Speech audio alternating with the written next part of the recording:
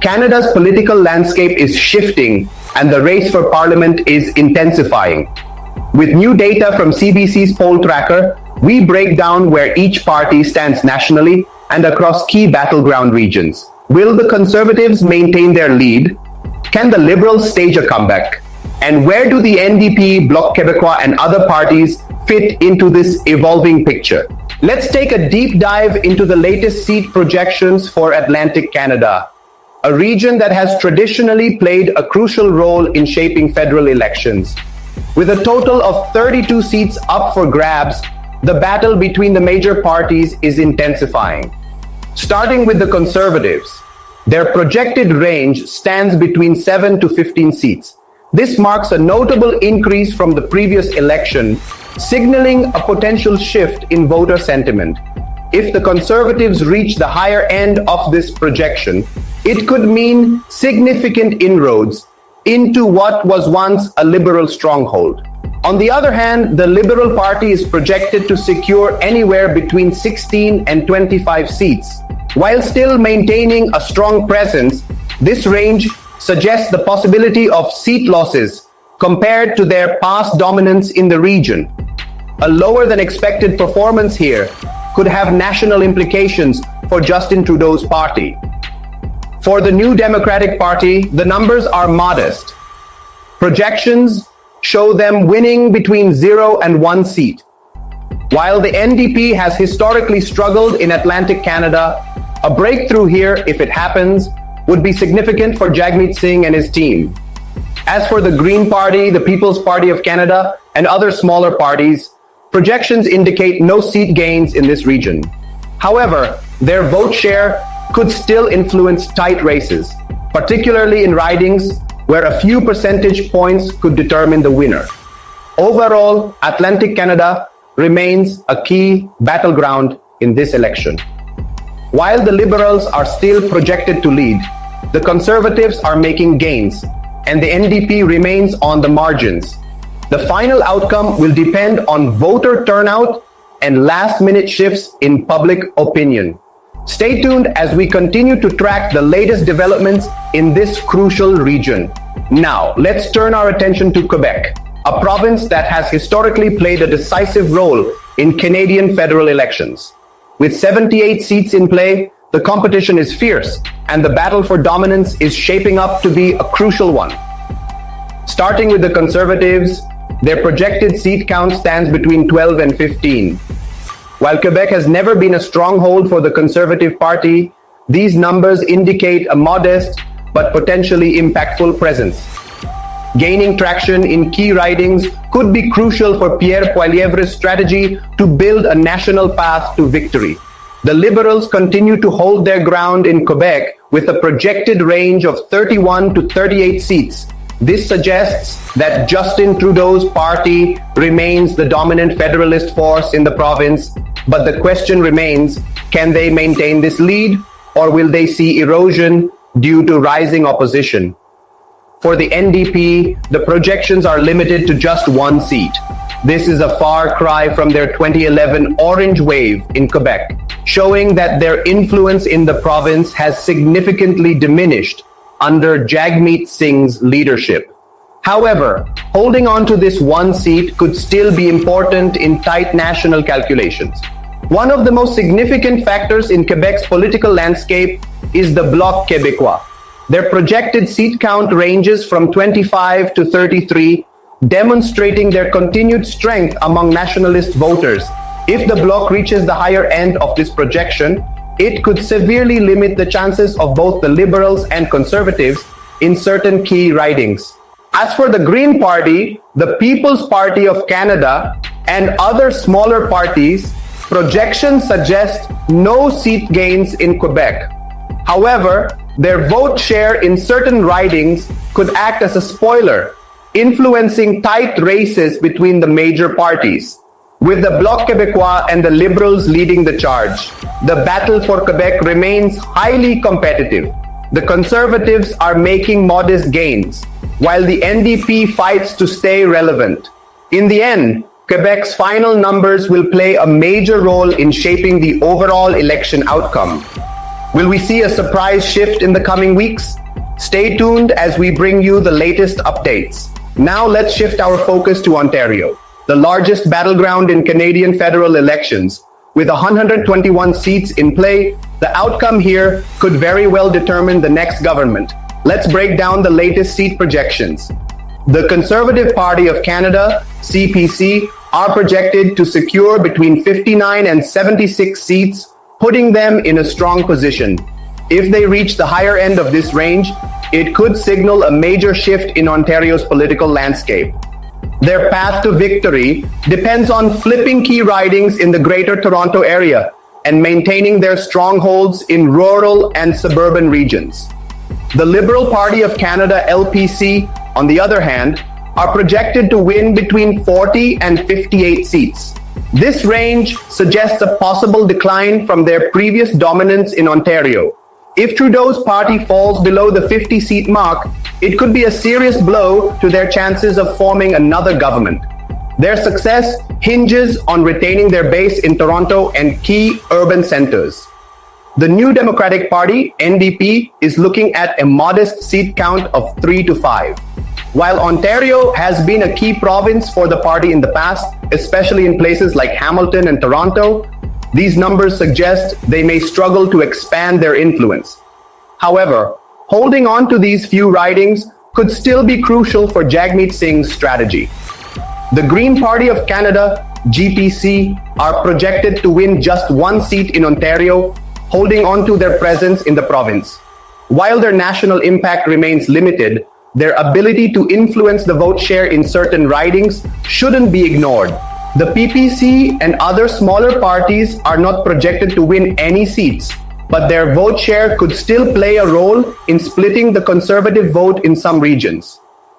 With the Conservatives leading the projections, but the Liberals still in strong contention, Ontario remains the key battleground to watch.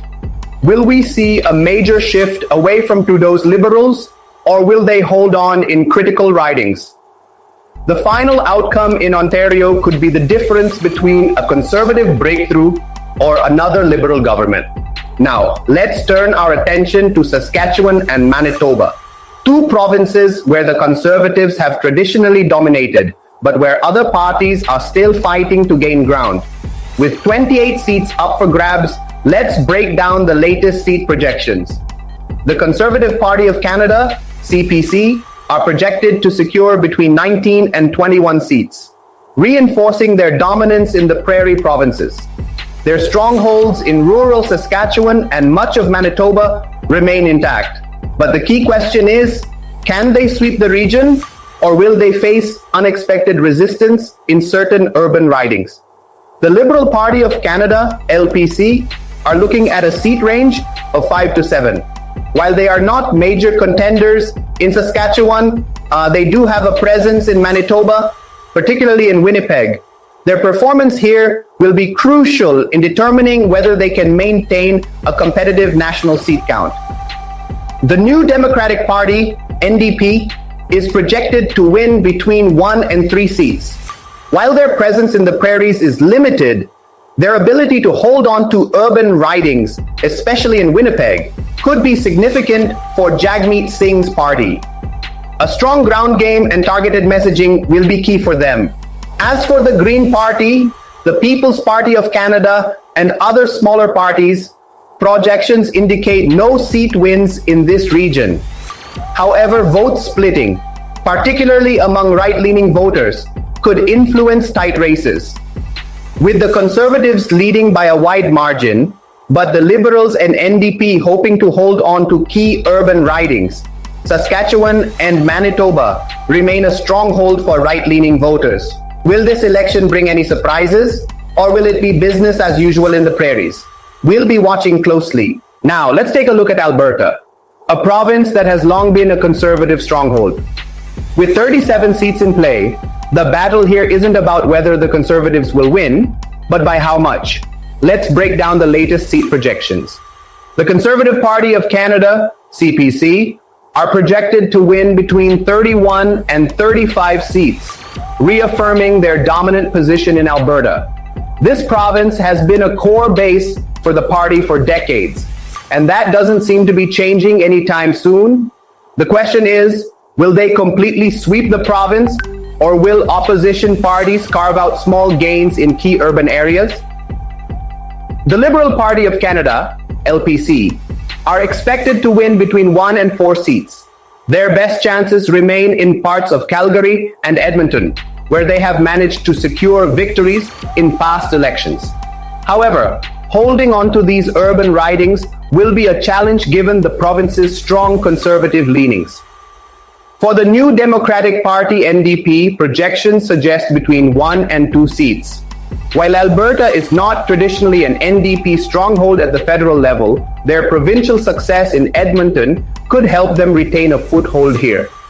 If they manage to secure 2 seats, it would be a small but symbolic victory for Jagmeet Singh's party. As for the Green Party, the People's Party of Canada, and other smaller parties, they are not projected to win any seats. However, their vote share in specific ridings could influence tight races, especially in urban areas. With the Conservatives maintaining a strong grip on Alberta, the key battle here isn't for control, but for opposition parties trying to hold on to or gain a small presence in the province. Will we see any surprises in Calgary or Edmonton? Or will it be another Conservative sweep? We'll be watching closely. Now let's head west to British Columbia, one of Canada's most politically diverse provinces. With 42 seats in play, BC is always a battleground where multiple parties compete for dominance. Let's break down the latest projections. The Conservative Party of Canada, CPC, are projected to win between 21 and 29 seats, making them a strong force in the province. Their base remains solid in the interior and northern regions, but their performance in Metro Vancouver could determine whether they hit the higher end of this range. The Liberal Party of Canada, LPC, are projected to take between 9 and 18 seats. Their strength lies in urban and suburban areas, particularly in parts of Vancouver and the Lower Mainland. However, if their numbers drop closer to the lower end of this range, it could spell trouble for Justin Trudeau's national campaign. The New Democratic Party, NDP, is looking at a range of 2 to 7 seats. While the party has a history of strong support in parts of BC, especially on Vancouver Island, their performance in this election remains uncertain. A strong showing here would be crucial for Jagmeet Singh to keep the NDP relevant on the national stage. The Green Party of Canada, GPC, are projected to win between 0 and 1 seat, with their best chance being in their traditional stronghold on Vancouver Island. While their national influence remains small, even 1 seat could help amplify their voice in Parliament. The People's Party of Canada, PPC, and other smaller parties are not projected to win any seats in BC, but their vote share in close races could be a factor in determining winners in key ridings. With no single party dominating British Columbia, this province remains one of the most competitive battlegrounds in Canada. The Conservatives are leading, but the Liberals and NDP are still in play, and the Greens could have an impact in select ridings. The final outcome here could have major implications for the overall election results. The battle for Canada's next government is heating up, and the latest national seat projections paint a picture of a highly competitive race. With the Conservatives leading, the Liberals fighting to stay in contention, and the NDP, Bloc, and Greens looking to make their mark, the final outcome is still up in the air. Let's break it all down. The Conservative Party of Canada, CPC, are projected to win between 149 and 192 seats. If they reach the higher end of this range, they could secure a majority government. However, if they land on the lower end, they may need to navigate a minority scenario, possibly seeking support from smaller parties. Their gains in Ontario, Atlantic Canada, and British Columbia will be crucial to watch.